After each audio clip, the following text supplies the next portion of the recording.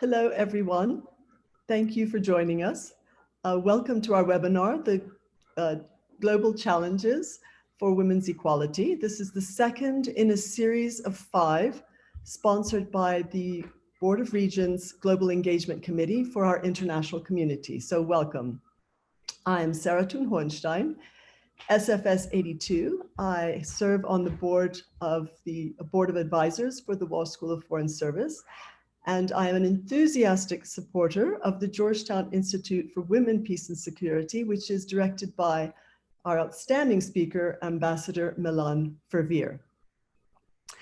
Before I go any further, we have 2 housekeeping points. One, there will be time for question and answers afterwards, and we would ask that you use the raised hand function. And when you do get called on, please state your name, your school, and the year, your year. And then secondly, we would like to get to know you a little better and know who you are. So please, we would appreciate it if you would participate in this 3-question poll. And after that, we can get started. Thank you. Great. Well, this is exciting. We have 30% of our guests are students and 70% are alumni. So welcome to all of you. It's wonderful to have you all with us.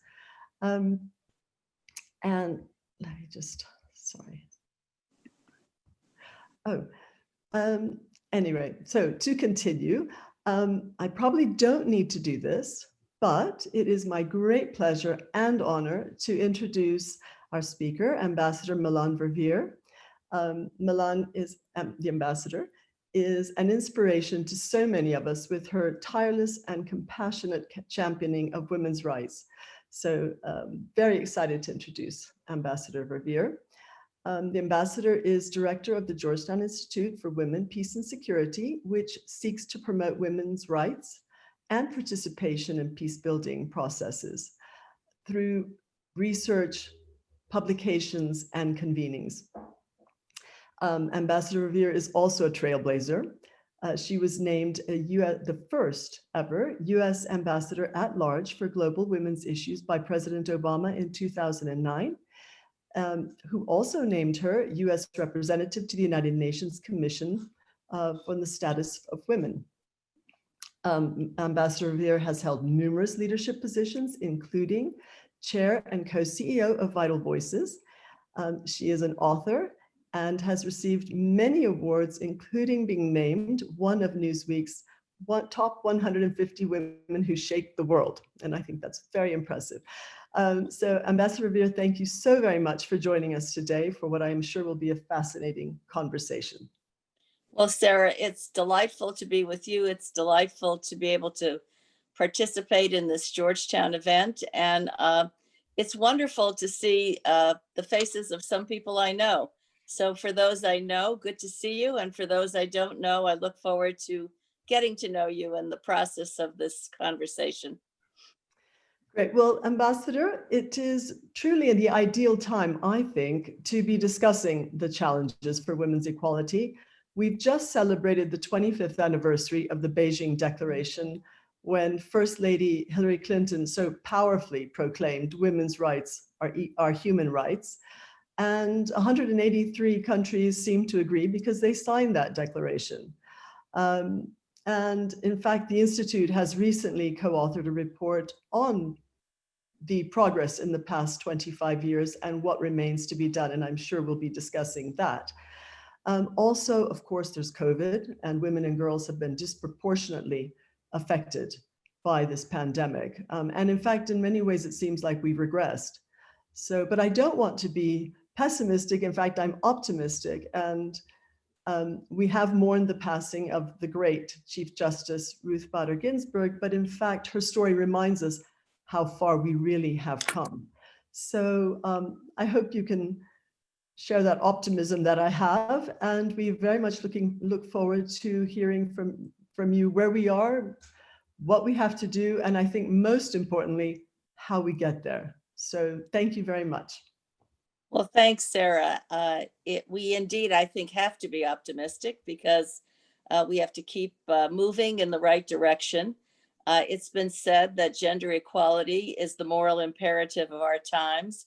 We have a lot of imperatives, but it is true that we still have a journey in terms of ensuring the full equality, full participation of men and women, and ensuring that that gap is not a vast gap. You had mentioned the UN Fourth World Conference on Women that indeed took place 25 years ago, um, exactly, in fact. And tens of thousands of people came together, men and women, predominantly women. And it was the fourth in a series of conferences that the United Nations had put in place to begin to close this gap on gender equality. And in the process of coming together, there were actually two events happening simultaneously. One was the gathering of officials in a cavernous hall in Beijing, hammering out a declaration and a platform for action. And the other was removed from Beijing out in the rural area, about 25 miles from, and there were tens of thousands of NGOs, regular citizens, people involved in the struggle for gender equality the world over.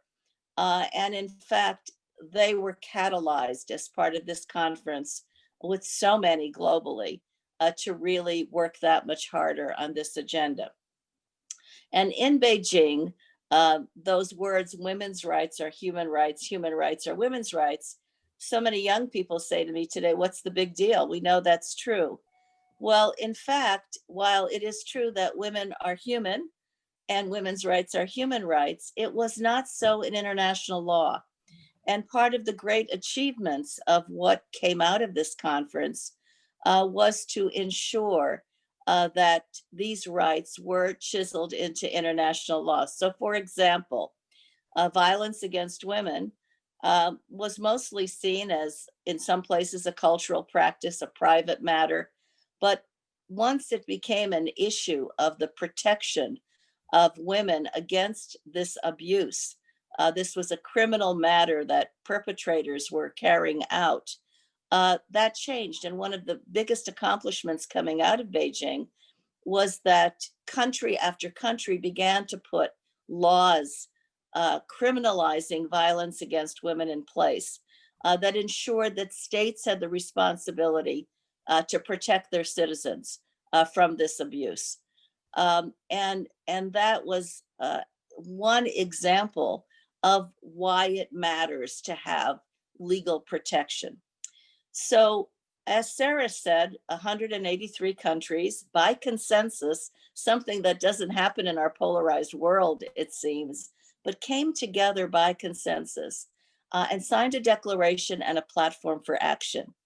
And that platform for action continues to be a blueprint against which we measure progress today. So the platform contained issues like women should have access to education, to healthcare, to be able to participate fully in the economies of their countries, in the political life of their countries, to have legal rights, legal protections, and to be free from violence.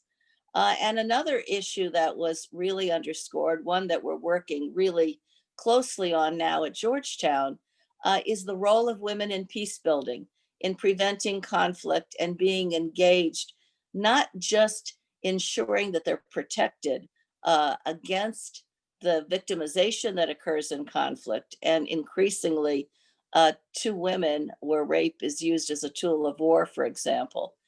But that women are agents of change, and their talents and their experiences and their perspectives need to be tapped. So all of this went into this platform for action. Today, in many ways, it is encapsulated in the Sustainable Development Goals.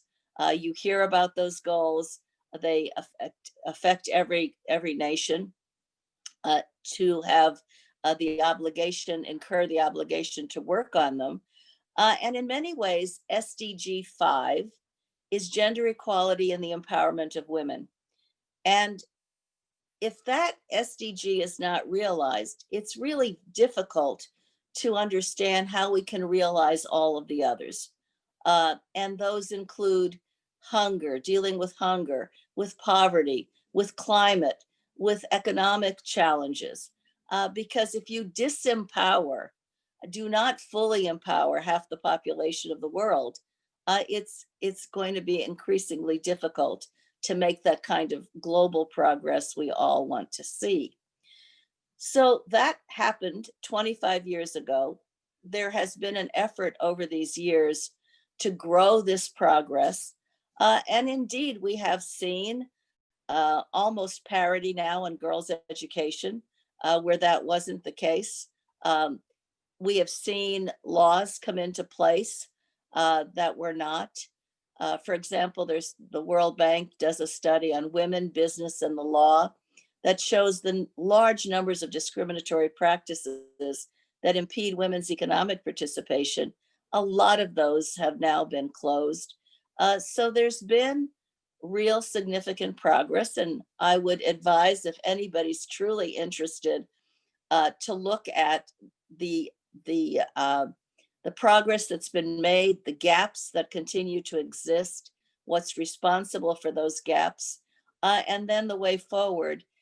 Go into the Georgetown Institute for Women, Peace, and Security website, GIWPS, and you can access that report very easily.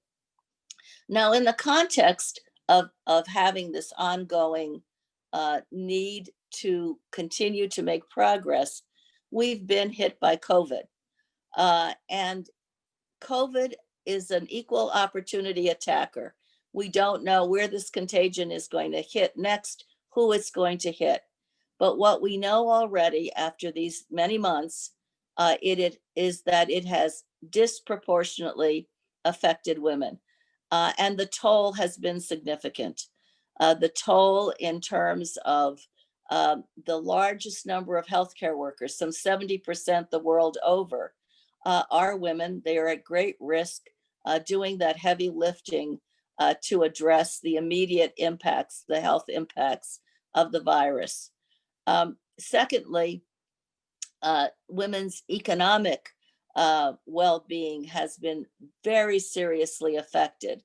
Women find themselves in the lower paying jobs in those industries that are severely affected, retail, hospitality, etc. They are jobless in terms of the impact on them. The informal economy, so many women around the world work in agriculture or in the kind of labor that is essential to everyday life, but is not counted in terms of the economic data. Their lives have been shattered in many ways. The economists are looking at this where they're not even referring to it, some of them, as a recession, but as a she-cession, because it is the first time with so many women having entered the workplace over the years that upwards of huge majorities are females who've lost jobs in this economic dislocation. And compounding that, the job itself is gone, but compounding that, there are many women who are working who can no longer manage working remotely and caring for their children because of the childcare burden being imposed on them at the same time, and they are leaving the workplace. So there are huge questions about how this progress that's occurred over many years now is going to be pushed back in terms of dealing with it in the future when this virus is no longer with us in the destructive way it is today. And in addition to the economic dislocation and tremendous impacts, negative impacts, we are seeing an uptick in violence against women in every single country. And part of this comes out of the frustration, the depression that is affecting so many people, the being locked up in the conditions they find themselves, the lack of socialization. That has led to tremendous occurrences of violence and even perhaps more with more difficulty addressing it, because so many of the services that are generally available are not available in these crisis times. Those responsibilities and resources have been put to other things. And you've got the inability to communicate in ways that you could have under normal conditions.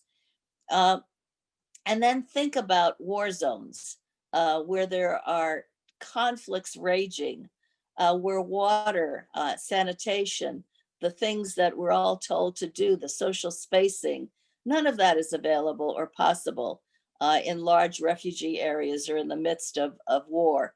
And so you've got tremendous complications that this pandemic has created. You know, Bill and Melinda Gates put out an annual sort of gatekeepers study, that I think that's what they call it.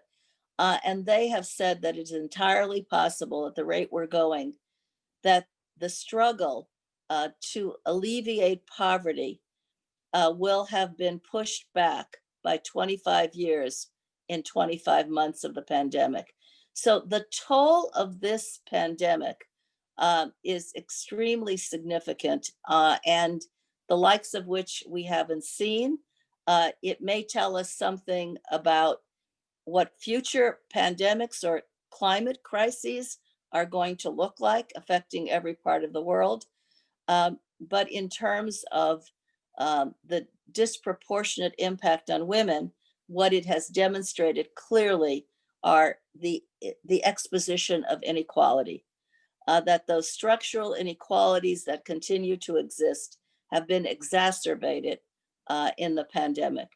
And I just want to fast forward to one more event, and then we can have a conversation, I hope.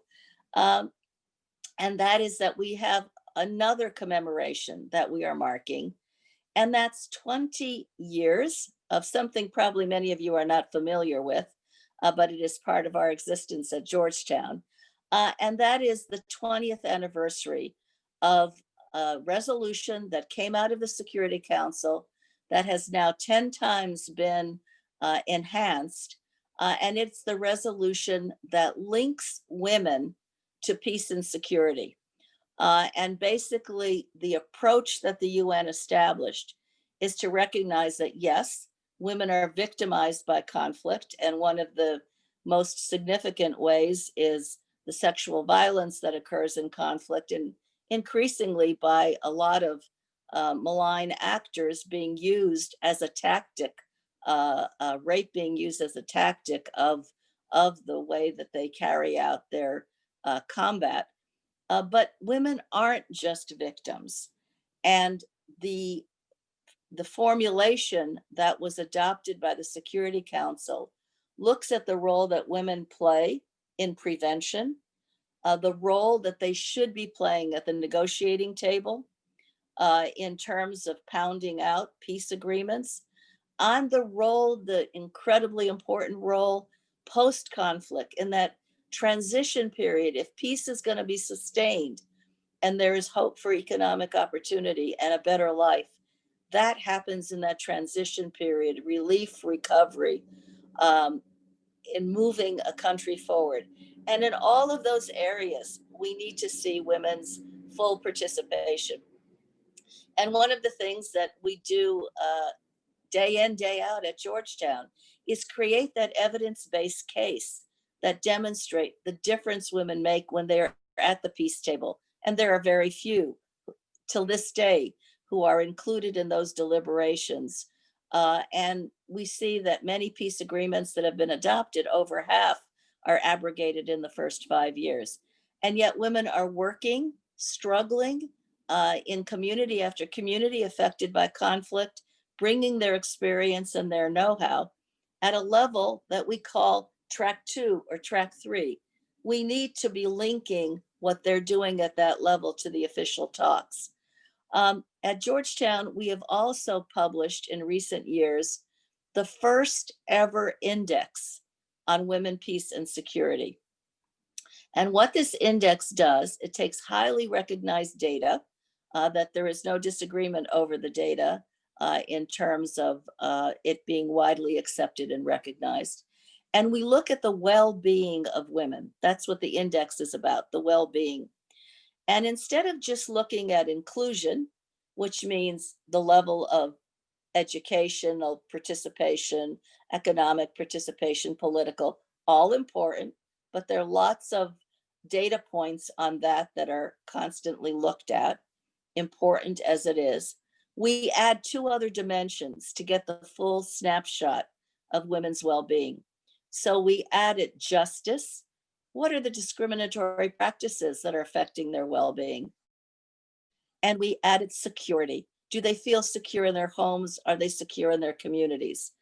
And together that has provided this index. We rate 162 countries, and there is a direct correlation between those countries on top, those where the condition of women's well-being is greater, to those on the bottom. And interestingly, and perhaps no surprise, there is a direct correlation with the well-being of women and the places in which their rights are denied. There is oppression. The conditions are terrible. Those countries are mired in conflict, instability, and worse. And so you begin to understand how the condition of women and the condition of nations goes hand in hand. If we don't invest in fighting against violence against women, for example, and that's one of the clearest correlations, is where a nation tolerates pervasive violence, which is the case in many a place. Those countries are rather unstable and in difficult circumstances. And that's about the work that we do at the Georgetown Institute. We've become the premier place where research is occurring on these issues. And it's not research for research's sake, which is incredibly important, but also research to affect policy, research to affect decision-making, research that is working through organizations like the United Nations, the organization OSCE for Security and Cooperation in Europe, places around the world that are trying to deal with the challenges that confront us today.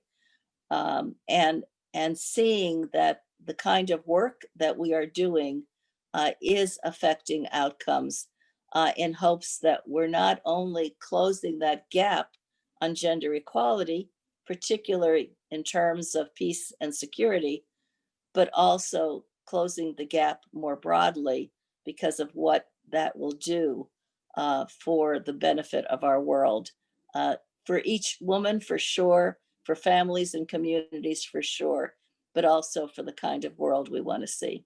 So I will end there, and we can talk about anything you want to talk about. Well, thank you, Ambassador, and thank you for a very comprehensive overview. You have confirmed that there is room for optimism and hope, because we have come a long way.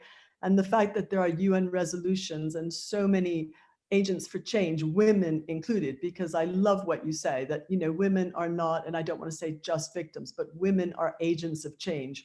So, and I love that. And we just need everyone to embrace that. But I guess what I'd like to know is, how do we practically make sure that we keep this progress going forward? Because, for example, with COVID, with the pandemic, which has been devastating for so many, when you have a crisis, you know, governments have 15 fires they're putting out. And yes, there are vulnerable populations which are disproportionately affected, but how do we maintain the focus? And I'm not saying to prioritize and put above, but to make sure it is at least an equal priority of the authorities when dealing in crises. Well, I think what you just said is what's key to the solution. And it's not that in the process of dealing with a crisis, and it is indeed a crisis by any definition, that we're saying, oh, we've got this issue over here called gender equality. No, that's not what we're talking about. But it is clear that if we're going to build back, and indeed build back better, which is the dream, that we don't just go back to things the way they were, as we're able to address the severe impacts of this virus, but that we put a gender lens on what we're doing. So are women going to be involved in the decision making about what has to happen at the local level and national levels? Are issues that have come out as gross inequalities and problems in COVID going to be addressed? It's a holistic way of looking at solutions.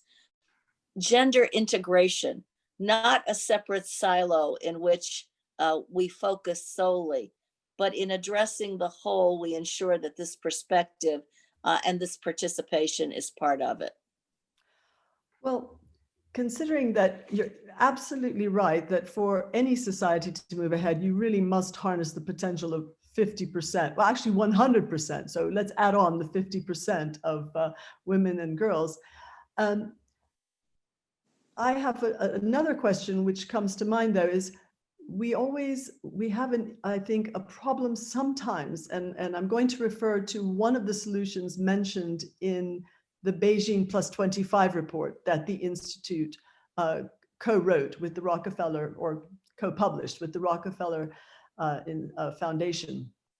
You know, one of the solutions is to engage more with men and traditional authorities, and I think that makes perfect sense. But it's often, shall we say, traditional authorities who are in fact the problem. And we must all correctly respect other cultures, etc. But how do we reconcile when the culture we're respecting and the traditional authority that we hope to engage is in fact the problem for women's and girls' rights? Well, you know, culture is not immutable, and this is not a Western proposition. Right. This is fundamentally about the dignity of each human being. And within that space, there is reason to come together, an opportunity to come together, whether through incentives or just understanding experiences in which we can make progress. And I'll give you a couple of examples that might be useful. You know, there's a terrible practice. It's called female genital cutting that happens in many countries still, predominantly Muslim societies, interestingly, although there is no correlation between that practice and anything in the religious code. And several years ago, a group of women were understanding the tenets of democracy. They were being taught these tenets. And they went to their instructor afterwards and said, "What do you do with this thing called democracy?" And the instructor, who was a development official, said, "Well, is there anything in your society you want to change?" And they said, "Well, we go through this terrible practice. It is a big part of our lives. It is degrading. Women die in childbirth because of it, but we cannot be fully accepted into our society unless we go through it." So is it going to be that way forever? Is it just part of the culture that needs to be the case when it has such dire consequences, health consequences to the women? And in this case, they began to understand that they should work at trying to bring about change. And the first thing they did was go to the traditional leaders in their village. They went first to the mullah, the religious leader. He said, "There's no inhibition in our tradition, our faith tradition, for this. Why it should be happening." Then they went to the village leaders, call them political leaders, and they began to question, well, why should we bring about this change? And through an exercise over many, many months, the women kept making the case, and many of them joined by their husbands in terms of the impacts, that this was a detriment to their health. Now, in parlance of international work, we would call it a human rights violation, which it is recognized as. but that doesn't bring about the change in the society. Right. And slowly, through the work of many organizations who intervened and worked with the community leaders, etc., the change came. And it came on the basis of this norm, a practice that everybody went through, every woman, that was deeply entrenched, that was, it was your badge of passage. You had to go through it. That norm changed to the health of our women, and that became more dominant.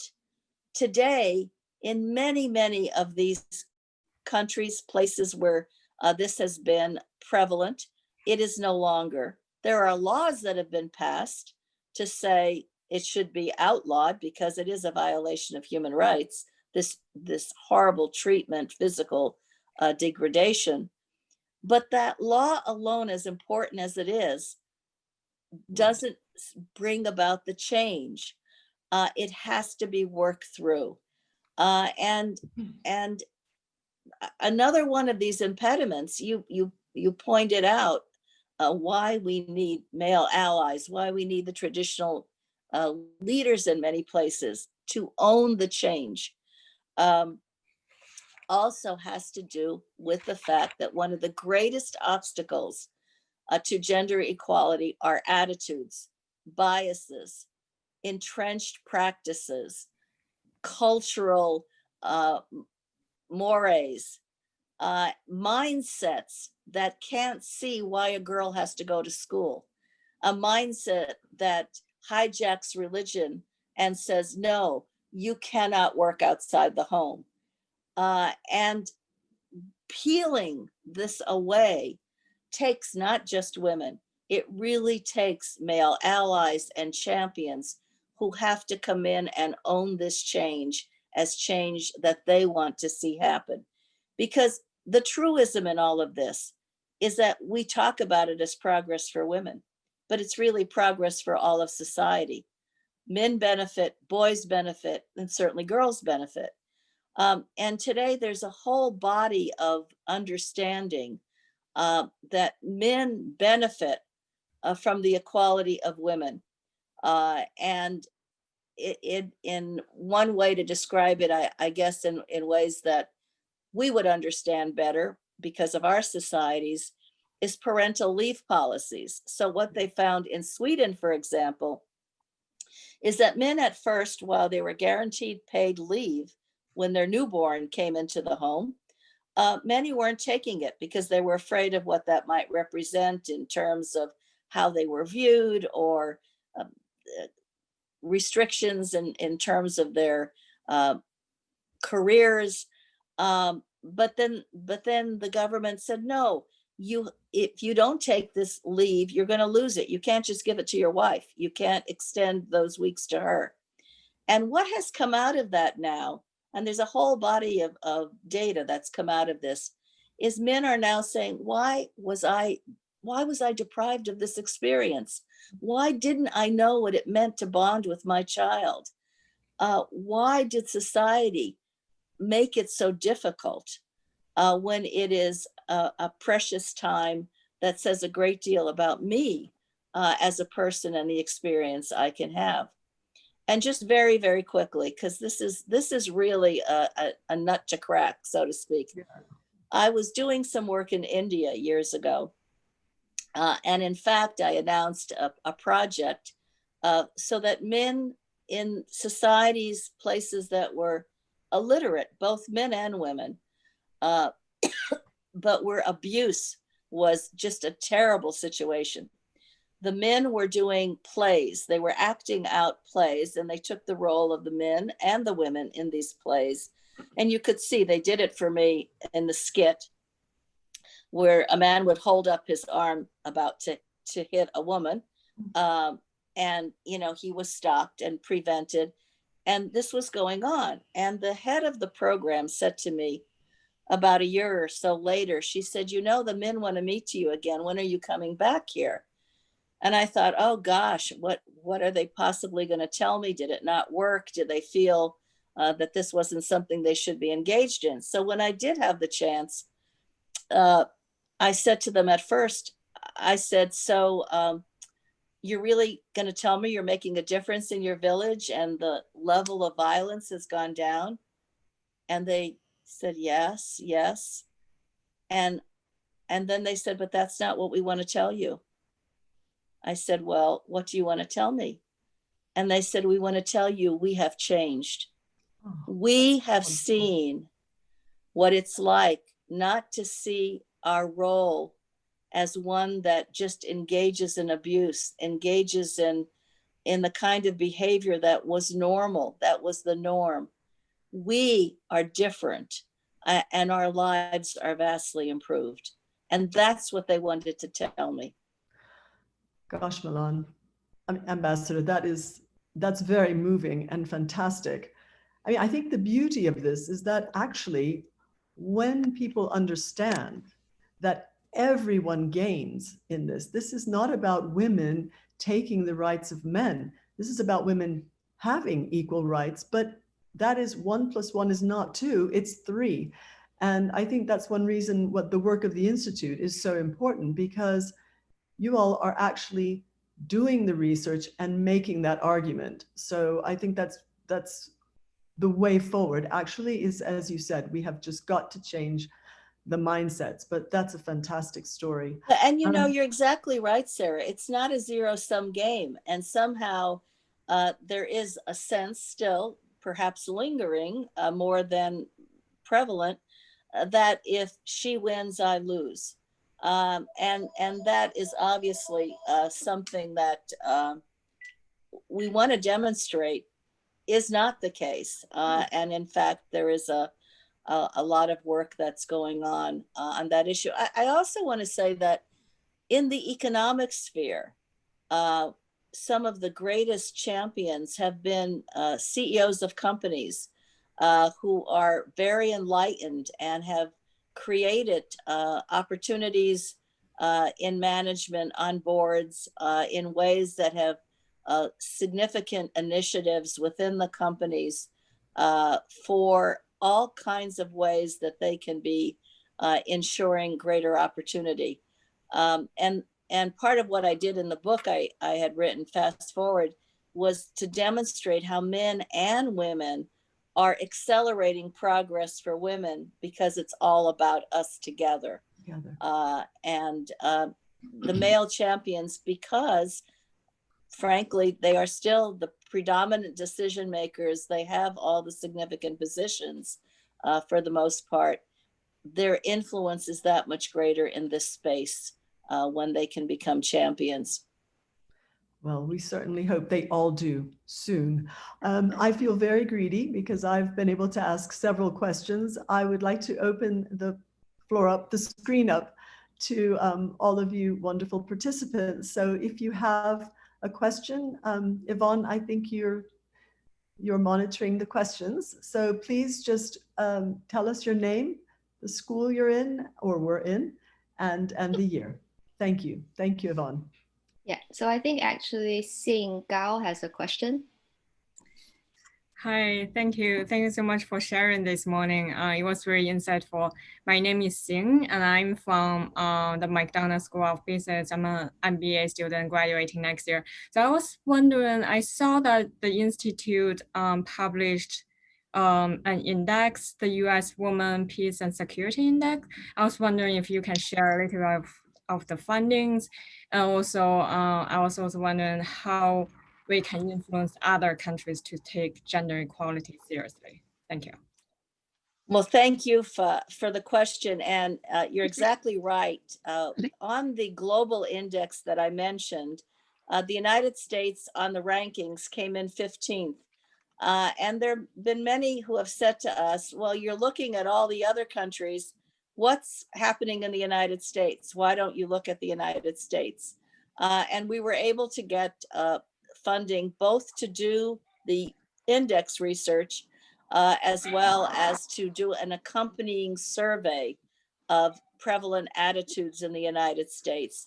And in a way, the survey also demonstrated more clearly the racial injustices that we are coping with in the United States and the disparate impacts on Black women or Hispanics, or in fact, Native American as well. So we did this index, was released last week. You can also get it on our website. And the headline was "The Best and Worst States for Women in the United States." Massachusetts comes out on top, and most of the states that are on the rank bottom are Mississippi, Alabama, and its ranking is based on both looking at issues like economic issues, issues having to do with numbers of years of schooling, participation in state legislatures of women, issues having to do with policies that are enhancing, that exist in some states and not others. So it's a gamut of issues, again, using those three dimensions: inclusion, discriminatory practices, justice, and security, because of laws protecting women from violence. And for example, one of the big indicators is the states that allow the keeping of firearms in the homes of perpetrators of violence against women, where it's outlawed and where it's not outlawed. And what you get out of this composite is an understanding of where there needs to be a lot more work on the part of states. We're a federal system of government, so states play a significant role, but it's also an indication of where we need more action at the national level. Because when you have national policies, you can cover all of the citizens in the same way, and otherwise you have a very uneven situation where in some states you do better and in other states you do far worse. But for example, the United States is the only industrialized country in the world that doesn't have paid leave policy.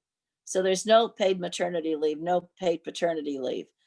We have a childcare crisis. Even with COVID aside, we've had a childcare crisis that we clearly need to address. We have issues having to do with equal pay for equal work. Excuse me. So that's some of what this US index does. And just like on our website, if you were able to access it on the global index, you could put in a country and the data for that country will come up. We are in the process of making the same thing possible, where you can actually put in a state, so to speak, and have the data on that state. And we've gotten tremendous interest. We did a virtual event last week and had over 1,000 people tune in on the US index. And they came from 100 and some countries. And I think there's tremendous interest in, well, the United States is always talking about other countries. What can we find out about what's happening in the United States on these issues? So it's been not just focused, the interest hasn't just come from citizens at home, but from folks all over the country, all over the world. Excuse me.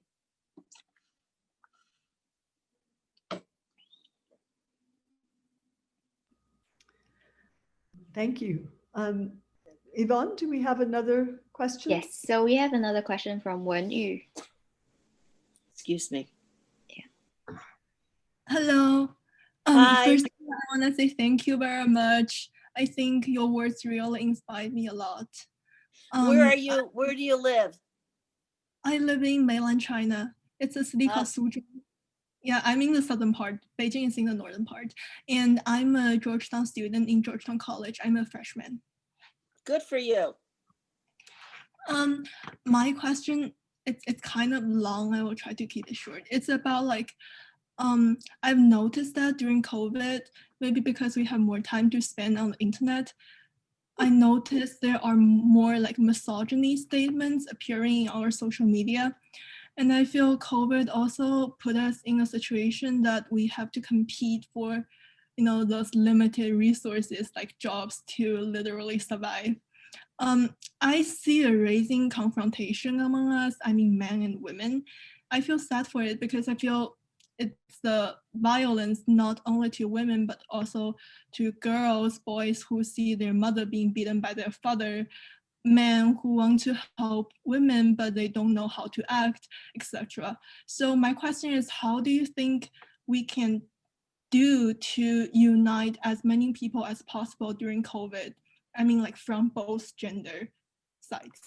I think that's an excellent question. And I think your perception of the situation is also really quite informed because you've just captured the reality. And I personally think that the first thing we have to do is really deal with the emergency, because the sooner we can create a normal situation, we will define normal differently in the future, I'm sure, because coming out of this, that's going to become a reality. But where people can see that their lives can have meaning and they can come together again. And that emergency is going to mean relief. I don't know what's happening in China in terms of the injection of resources into areas of need. But for example, there's a discussion, debate going on in the United States now for the next installment, the need for another installment of resources to people so they can live, put food on the table, do what they need to do until the situation is such that restaurants can open and businesses can go back to the work they've been doing, back to a situation where the economy can function again. So I think that emergency relief in all of its elements, and when it comes to the violence piece, that also means protection. I know you finally have a law in China on violence against women, but you have issues like in so many countries with enforcing it. And I think it's much more difficult to provide the protections where this animosity is deep and these tensions are enormous and the abuse emanates from it. There's less availability of dealing with the protection and help, frankly, that's needed in these cases. But I think if we can get back, you can't open the economy. We're learning that in the United States unless you deal with the underlying issue, the fear that I won't be infected if I open up. And so we have to get a hold of the prevalence of the contagion in the United States. You've pretty much, from what I read and understand, have gotten it under control in China, are doing a much better job at that. But now the economic issues that are causing the tensions that you say and see as widely reflected have to be dealt with. And I think for all of us, it means really investments in emergency relief and then going at the kind of jobs and economic decisions that have to be made.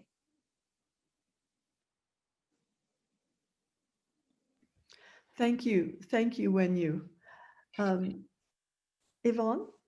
Yeah, I think we have time for one more questions from Yes. Olga, actually. She actually wrote it in a chat. What are some of the ways that the Institute are working with men? Could you share and elaborate on that? Well, in our work, which largely focuses on issues of peace and security, we have a number of programs that we work closely with men on in an integrated fashion. I mean, our whole approach is integration to really ensure that these issues, as they're discussed, as they're dealt with, as they are moving forward to some resolution, that there is this gender perspective. Gender is men and women. So men can be victims of abuse. Men suffer from COVID. But you need a gender perspective because of the disparate impacts to understand how these impacts are affecting populations differently and then how to go in and address them. We do a lot of work with a group called Promundo, which is all about engaging men more significantly on these issues. And they work around the world, and they have had really quite tremendous success in the way that they are going about trying to create change in a positive way. So if you're interested, Olga, I would also advise or recommend that you look at their work and the work of other organizations like them. But our whole effort is based on an integrated approach. I mean, I would just add to that, Milan, that I read, I can't remember who said it, but it's wonderful for us to educate our girls, but we have to educate our boys so they become the men that want to engage in these conversations and actually also help make the changes that we need to see. Absolutely. And I love when we have so many of the Georgetown male students involved in our work. Because that really does create the kind of outcomes we all want to see. Absolutely. Yvonne, do we have time for one more? I think we do, but I'm not sure anyone else has any questions right now. Well, Oh, so actually we do have one more from Georgie. She posted it in the chat. Is the Institute planning to do any research about the political implications of having a woman leader rather than a man? That's such an interesting question. And it's particularly interesting today because while the heads of government or heads of state who are female is about 7% of our leaders, they have gotten enormous recognition for the way that they've dealt with COVID. Excuse me. And whether it's been the leader in New Zealand or in Thailand or in Germany or in Denmark or Norway, etc., those female leaders have gotten tremendous recognition for the way that they've dealt with this problem, reckoning honestly with their citizens about the realities, taking actions no matter how difficult, bringing everybody together to understand why those actions are necessary, and basically being able to control the contagion far better.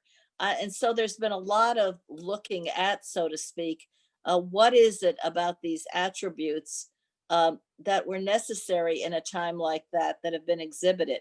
I've always said men aren't better than women, women aren't better than men. We have got to come together. And this leadership that has been demonstrated in recent months, I think is something that more and more are going to look at. I don't know that we will be able to spend much time on it, although we will, publish blogs and other things that seem relevant to the leadership. But we also look at women's leadership at peace tables. What do women negotiators bring to the table? Often it's a stress on issues like cross-community reconciliation, dialogue, human rights, economic opportunity.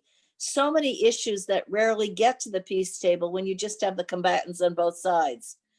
So an element that enables you to focus on how do we really get at the heart of the issues that have to be addressed.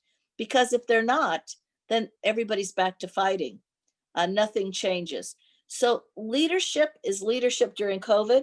It's leadership in peace negotiations. It's leadership that we demonstrate every day in whatever we do and however we work.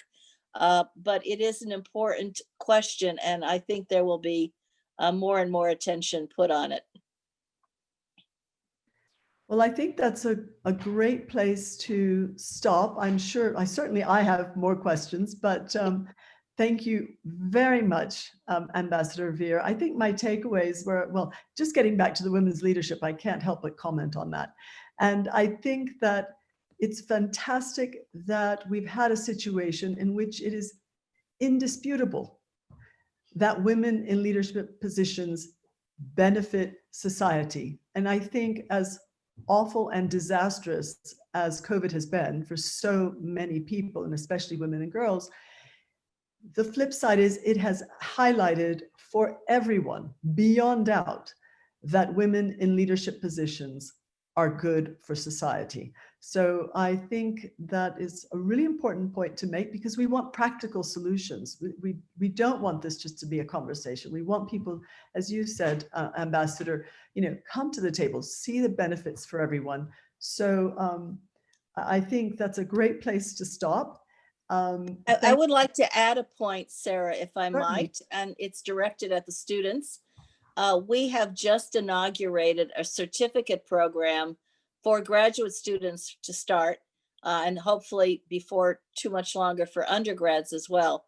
But to get a certificate in gender, peace, and security, so that if you're interested in this area, you will have the tools that you need to go into the job market today, which increasingly in international organizations, in governments, and even in the private sector, is recognizing the importance of issues like gender integration and mainstreaming, issues like metrics that have to be applied, evaluations, just understanding this whole area better.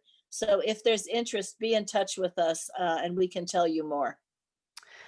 Yes, and thank you. Thank you again, Ambassador Verveer. This has been enlightening and interesting and fascinating. And yes, we've come a long way. Yes, we have challenges, but I think what's clear is we do have solutions. We just need the will. And I'm very optimistic. And I hope everyone who's participated has taken something away and will do what they can and be inspired as well. Thank you all for participating. I would like to thank also the Board of Regents and the Office of the Vice President for the Global Engagement Committee, for Global Engagement, I should say, of Georgetown, and the Office of the Provost for organizing this or sponsoring this wonderful webinar. And I would also like to invite all of you to our third event in the series, which will be on the 28th of October. I think it's going to be fantastic. And it will be with E.J. Dionne on the what's at stake in the US elections. And you can sign up on the Global Georgetown website. And I hope many of you will join us. Until then, thank you so much again, Ambassador. Thank you, Yvonne. And thank you all for joining us. Thanks to all of you.